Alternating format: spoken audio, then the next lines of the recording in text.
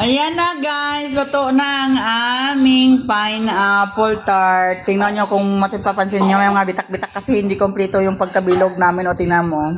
Pero masarap siya guys. Ito siya itlog, yung pagkalagay ko ng yellow na nahulog dito. Kaya nam nam nam. Kaya tingnan nyo guys, babaliin natin yung isa.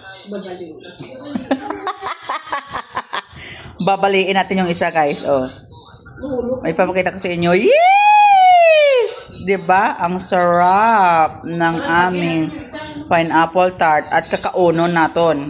Kakaunin. Kakaunin natin kung masarap. Okay. Kakaunin mo. Ay, no. You cannot eat this.